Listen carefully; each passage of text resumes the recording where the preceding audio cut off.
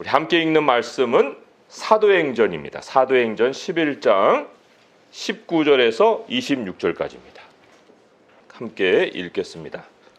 그때 스데반의 일로 일어난 환란으로 말미암아 흩어진 자들이 베니게와 구브로와 안디옥까지 이르러 유대인에게만 말씀을 전하는데 그 중에 구브로와 구레네 몇 사람이 안디옥에 이르러 헬라인에게도 말하여 주 예수를 전파하니 주의 손이 그들과 함께 하심에 수많은 사람들이 믿고 주께 돌아오더라.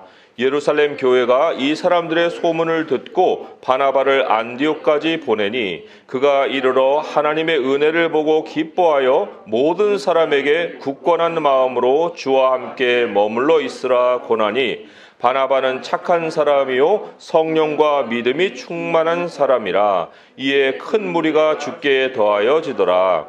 바나바가 사울을 찾으러 다소에 가서 만남에 안디옥에 데리고 와서 둘이 교회에 1년간 모여 있어 큰 무리를 가르쳤고 제자들이 안디옥에서 비로소 그리스도인이라 일컬음을 받게 되었더라. 아멘. 네, 거기까지입니다. 하나님이 이 바울을 부르셨을 때, 사도 바울이죠. 바울이 부름받을 때는 이름은 또 사울이었어요. 근데 사울을 하나님이 부르셨을 때 특별한 목적을 가지셨습니다. 그리고 그 목적은 아나니아라는 사람을 통해서 알려주셨어요. 그 오늘 이제 11장을 읽었잖아요. 한 두 장만 앞에 가보세요. 사도행전 9장에 보시면 9장 15절에 이제 아나니아에게 사도 바울에게 임한 하나님의 목적을 가르쳐 주시죠. 9장 15절 읽어보겠습니다. 시작. 주께서 이르시되 가라, 이 사람은 내 이름을 이방인과 임금들과 이스라엘 자손들에게 전하기 위하여 택한 나의 그릇이다. 이렇게 목적을 가르쳐 주셨습니다. 그러니까 사람이 하나님 앞에 부르심을 받는다, 소명을 받는다, 이거는 혼자만 아는 사실이 아니에요. 그리스도의 몸 안에 지체가 되는 거잖아요. 그렇기 때문에 어떤 몸이 아프면 같이 온몸이 아프듯이 어떤 몸이 이제 속해져서 하나님의 부르심을 받고 목적을 갖게 되면 온몸이 함께 그 목적을 알게 된다는 거예요. 자, 여기 아나니아만은 아니죠. 사도 바울에게는 또 바나바라고 하는 사람이 붙어서 그의 소명을 또 돕고 있습니다. 물론 평생 동역자는 아니에요. 사도행전 15장에 보게 되면 크게 다퉈갖고 서로 갈라졌더라, 이런 말씀이 있습니다. 그러니까 평생 동역자는 아니지만 사도 바울이 바나바와 같은 사람이 가장 필요할 때 하나님이 가장 필요한 그 사람을 바울 곁에 딱 붙여주신 거거든요. 그러니까 참 이 바나바, 이 사울이 왜 이때 바나바가 필요했을까 하면은 사울은 매우 거친 사람이에요. 예수님을 만나서 회심했지만 예수님 만나기 직전까지 어떤 성격을 가졌냐면 그리스도인들을 잡아 죽이려고 살기가 등등했더라. 살기라는 말을 사실 보통 사람에게 안 쓰잖아요. 암만 성격이 거친다 해도 저 사람에게는 살기가 넘쳐, 이런 얘기는 잘 안 하잖아요. 그런데 9장 1절에 보게 되면 사울이 주의 제자들에 대하여 여전히 위협과 살기가 등등하여 대제사장에게 가서 이제 잡아오겠습니다 라는 이런 말까지 했던 이런 성격의 사람이에요. 그러니까 복음을 믿고도 이 사람은 굉장히 돌격적인, 굉장히 사람들에게 거칠게 또 다가갔던 이런 직진 스타일의 사람이었다. 그래서 9장에 아까 이제 아나니아 말씀 우리가 읽었잖아요. 그 9장이 사도 바울이 변화된 그 이야기를 얘기해 주는 것인데, 거기에 보면 9장 22절에 사울이 이제 전도해요. 사울은 힘을 더얻어 예수를 그리스도라 증언하여 다메섹에 사는 유대인들을 당혹하게 하였다. 복음을 들으면은 사람들이 좀 마음이 이렇게 열리고 이래야 되는데 이게 아니라 굉장히 당혹함을 느낄 만큼 사도 바울의 그 스타일이 매우 거칠다라는 걸 여기서 보게 되죠. 그런데 그런 거친 사람에게 붙여준 사람이 누구냐면 굉장히 유한 사람이에요. 그게 누구냐면 바나바라는 거예요. 바나바가 어떤 사람으로 소개되냐면 이제 그건 또 4장에 가보죠. 사도행전, 오늘은 사도행전에서 좀 왔다 갔다 할 건데요. 사도행전 4장에 보시면 36절에 바나바를 이렇게 소개하죠. 같이 읽어볼까요? 시작. 그부로에서 난 레위족 사람이 있으니 이름은 요셉이라 사도들이 일컬어 바나바라 번역하면 위로의 아들이라 하니라. 용기의 아들. 다른 사람들에게 용기 주는 사람이란 거예요. 위로해 주는 사람, 위로의 아들. 이러니까 지금 이제 사도 바울에게는 사울의 그 시절에 이 바나바와 같은 사람이 옆에 붙어서 사울의 그 성격을 이렇게 다듬어야 하는 이러한 필요성이 있었다, 그런 얘기예요. 그리고 이제 사울이 갑자기 돌변을 하니까 예루살렘에 있는 교회도 막 이 사람이 뭐야? 이게 스파이야? 아니 그냥 겉으로만 저렇게 모양 내고 우리 다 잡아가려고 하는 거 아니야? 그래가지고 굉장히 두려워했어요. 두려워했는데 이제 바나바가 이제 사울을 데리고 예루살렘 교회로 가죠. 이 사람 이런 사람 아니에요. 9장에 또 이제 쭉 내려가시면 26절 27절에 그 얘기가 나오죠. 사울이 예루살렘에 가서 제자들을 사귀고자 하나 다 두려워하여 그가 제자됨을 믿지 아니하니 바나바가 데리고 사도들에게 가서 그가 길에서 어떻게 주를 보았는지와 주께서 그에게 말씀하신 일과 다메섹에서 그가 어떻게 예수의 이름으로 담대히 말하였는지를 전하니라. 이래서 이제 사울이 예루살렘 교회에 소개가 됩니다. 저 사람 진짜 회심한 사람이구나. 이제 이게 확인이 되는 거예요. 참 이런 거 볼 때 하나님이 우리에게 이 사람을 띄었다 붙였다 하세요. 어떨 때는 붙이기도 하고 어떨 때는 띄어놓기도 하고, 이게 참 하나님이 우리 삶에 벌리시는 일이기 때문에 사람과 이렇게 만남이 이렇게 안 될 때도 있고 잘 될 때도 있고 하잖아요. 그러면 잘 될 때는 성공이고 안 될 때는 실패인가? 인간관계는요 사실 성공 실패로 평가할 것이 아니에요. 그 나름대로 다 하나님이 거치는 과정 속에서 우리에게 붙이기도 하고 떼기도 하는 이러한 일을 행하시는 거예요. 부르심에 따라서 다 각자 움직여야 되기 때문에 안 움직이면은 어떻게 주님의 뜻을 수행합니까? 그러니까 이 사람도 움직이고 저 사람도 움직이고 모든 사람은 다 움직이는 인생을 살고 있는 것인데 어찌 매번 같이 움직여야 되겠어요? 그런 일도 사실은 그건 사람의 생각일 뿐이고 하나님은 각자의 부르심을 따라서 움직이게 하시고 마지막에는 만나게 하시죠. 우리의 영원한 본향에서.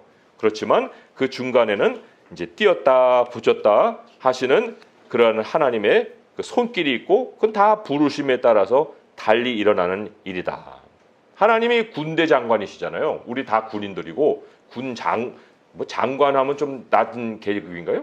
뭐예요? 사령관. 그 사령관이 발령장을 내는 거예요. 발령장 냈는데 거기에 버틸 사람이 어디 있어요? 그런데 하나님이 발령장을 내시는 여러 가지 방식이 있습니다. 그 방식 중에 이제 오늘 이 본문이 한 가지를 가르치는 건데 환난이에요. 환난을 통해서 하나님이 움직이는 발령장을 내신다는 거예요. 오늘 말씀 이제 19절에 보니까 그때 스데반의 일로 일어난 환난으로 말미암아 흩어진 자들이 이렇게 나오죠. 흩어지죠. 이 흩어진 게 이제 여기 있는 사람들 같이 모여 있다가 각자 어떤 지역으로 흩어지기도 했고 또 같이 가기도 했겠지만은 아무튼 환난이 이동의 계기가 됐다. 이게 성경이 얘기하는 거예요. 그래서 여기 이 사람들이 이제 흩어졌다는 것이 이 사람들 그러면 뭐 복음 때문에 사람들이 괴롭힐 거를 두려워해서 떠났나? 뭐 이런 생각을 하기도 하겠죠. 그렇지만 마태복음에 보게 되면 예수님이 이동하는 원리를 가르치셨어요. 이 동네에서 핍박하면 저 동네로 피해라. 너희가 다 모든 곳을 다니기 전에 인자가 오리라. 이랬어요. 우리가 어떤 곳에 정착하는 원리는 환영이고요. 어떤 곳에서 이렇게 떠나게 되는 계기에는 핍박이 있어요. 근데 그 뭐 내 개인을 향한 환영, 내 개인을 향한 핍박이라기보다는 복음이 중심이 돼서, 또 복음이란 건 나의 그리스도인의 정체성이잖아요.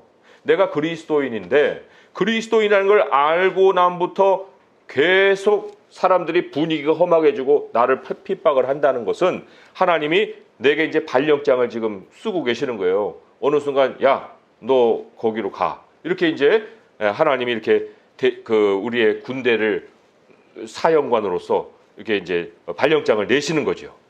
그러니까 우리가 환란을 부정적으로만 볼 것이 아니라는 거예요. 이게 나에게 삶을 이동시키시는 하나님의 손길이구나. 그리고 핍박을 하게 되면 이 동네에서 떠나서 저 동네로 가라 했는데 하나님은 나를 저 동네를 예비해 놓으시고 지금 이 일을 행하시는 거예요. 내가 움직여야 할 저 동네가 있는 거예요. 근데 저 동네가 나를 기다리고 있는데 나는 여기 핍박에서 움직이려고 하지 않으면 어떻게 그 하나님의 이동을 따르겠어요. 그러니까 하나님께서 행하시는 모든 일에 우리가 순종을 할 때는 그 내가 머릿속으로 생각지 못했던 많은 여러 가지 풀리지 않은 일들이 하나씩 하나씩 순조롭게 풀려간다는 거죠. 그래서 하나님이 이렇게 스데반의 일로 일어난 환란으로 인해서 이제 뭐가 시작이 되겠냐면은 이방인들에 대한 전도가 시작이 되겠어요. 이방인들에 대한 전도. 이거 예루살렘 사람들 안 움직이면 이게 쉽게 일어나는 일이 아니에요. 그런데 이 환란이 사람을 흩어놨죠. 근데 더 이상한 거는 여기 보면 흩어진 사람들이 19절에 보면 유대인에게만 말씀을 전했다고 그랬어요. 유대인에게만.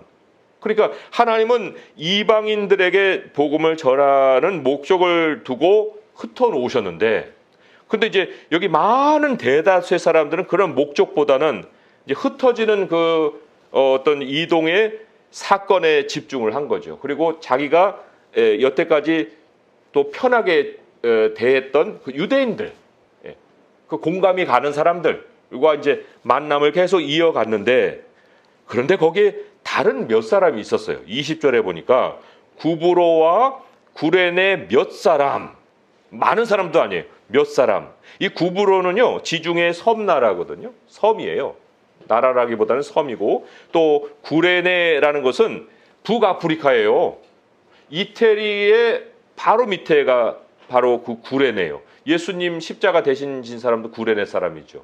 그 아프리카 사람이에요. 그런데 이제 이들도 예루살렘에 와 있었겠죠. 뭐 그 멀리 있던 사람들이 갑자기 무슨 일이야 하고 이렇게 올 만큼의 거리는 아니었으니까요. 그런데 예루살렘으로 와 있던 구브로 사람, 구레네 사람 거기서도 이제 그리스도인이 됐는데 핍박을 하니까 뭐 우리는 이 동네 사람도 아니고 이제는 옮겨가야 되는가 보다 하고 이제 옮겨가서 안디옥에 이른 거예요.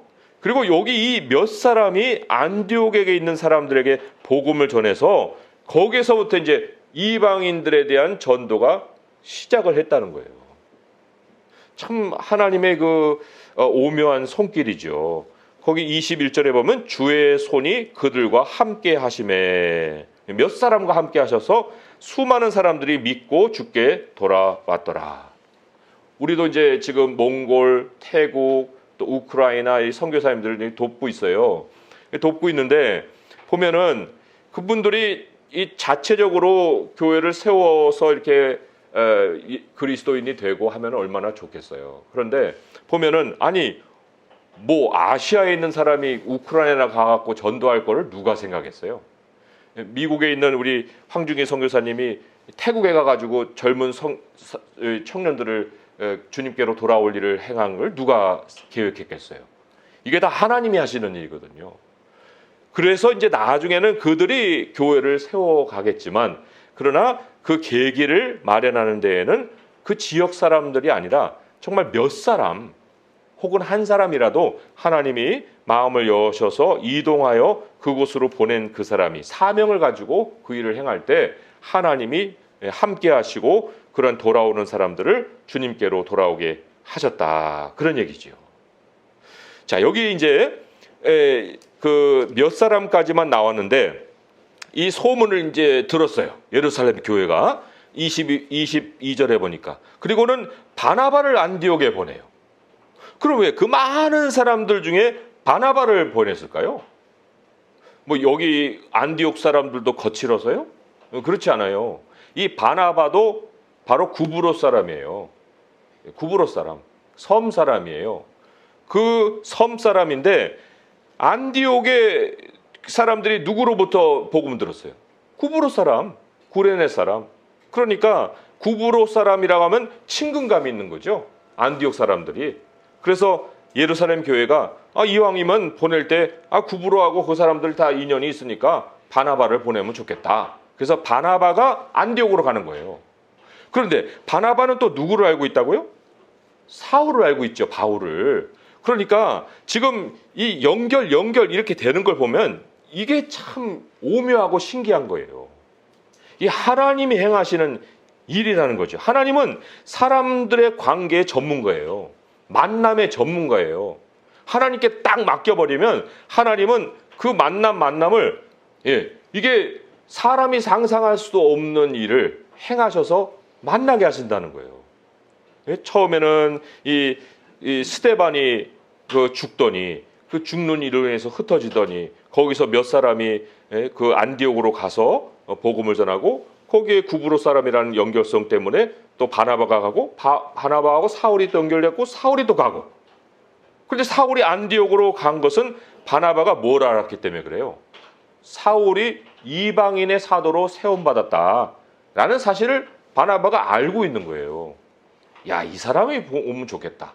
그래서 이제 사울을 안디옥에 세우고 함께 1년간 교회를 가르치죠. 그리고 많은 사람들이 그리스도인으로 이제 돌아오는 이런 역사가 있었다는 거예요. 참 이런 걸 볼 때 우리가 우리의 소명을 행한다, 우리의 부르심을 이제 이행한다라고 할 때 사실 뭐가 중요할까요?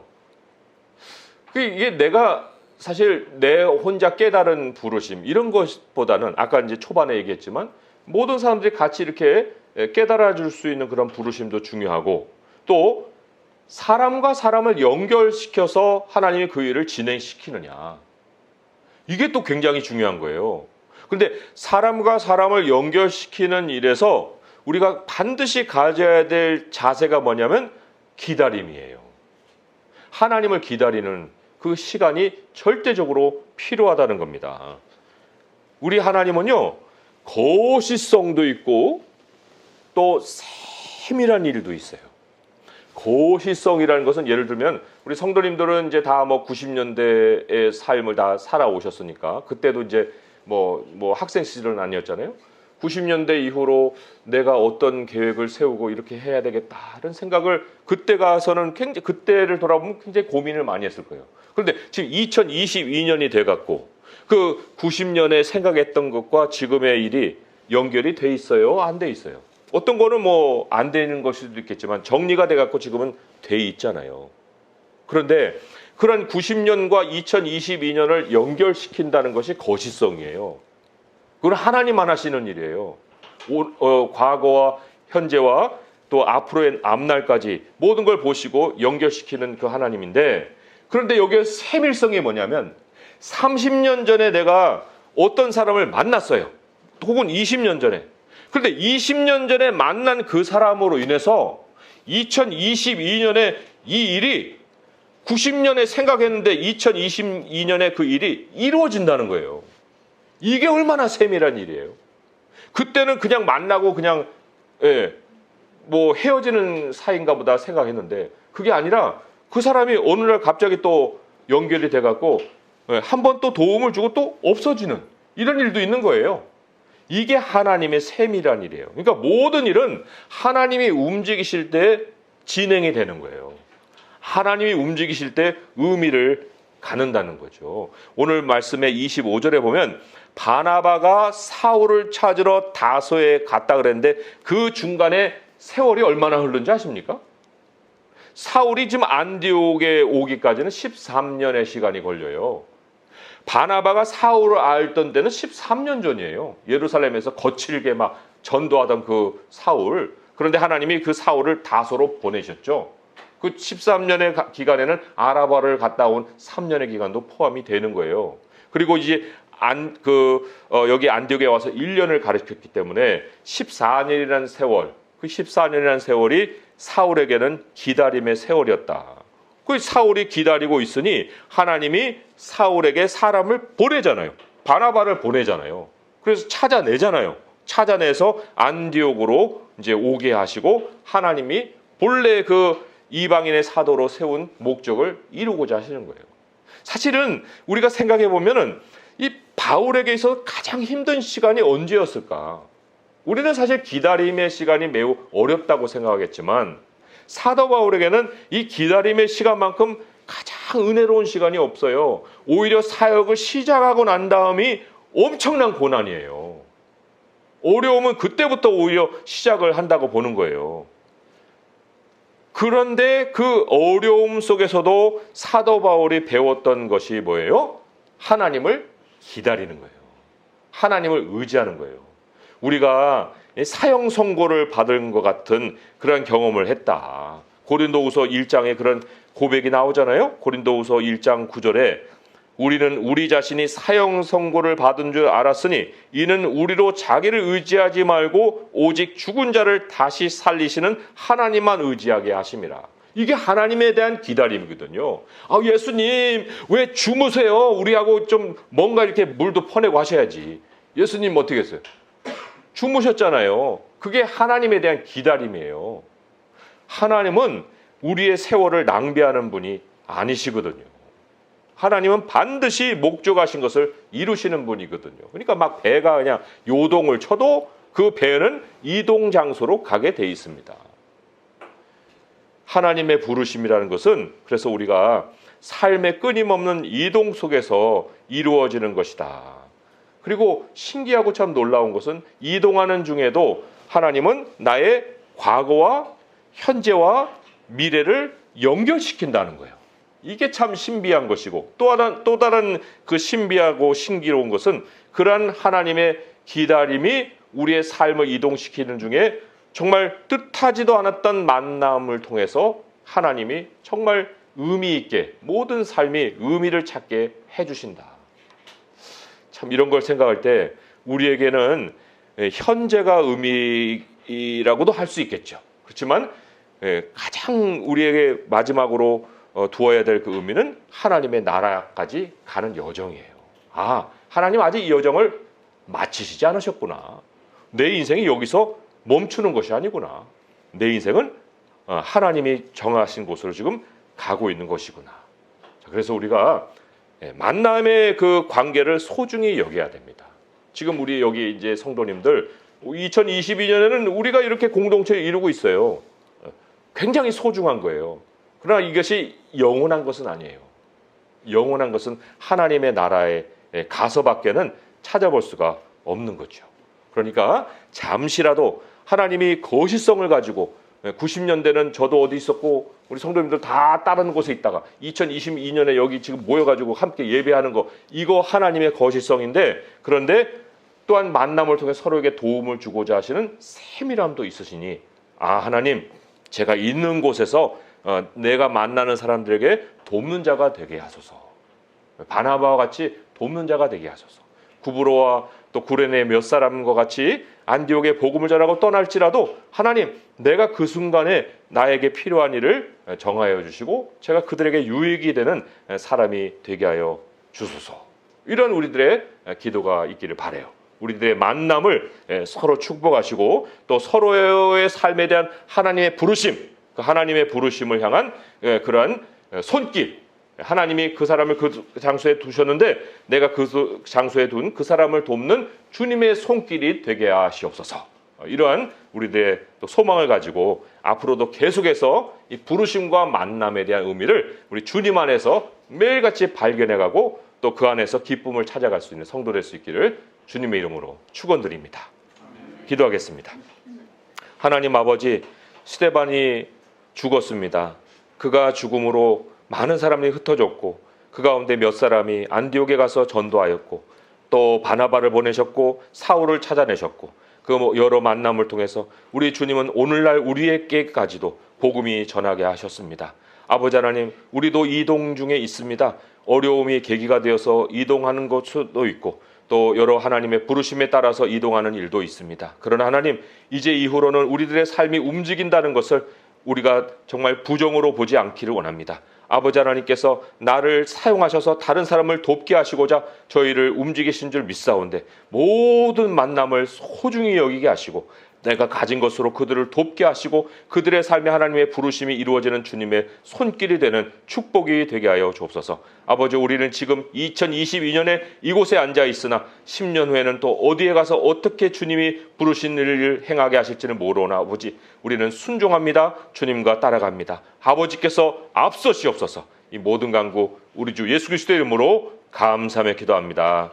아멘.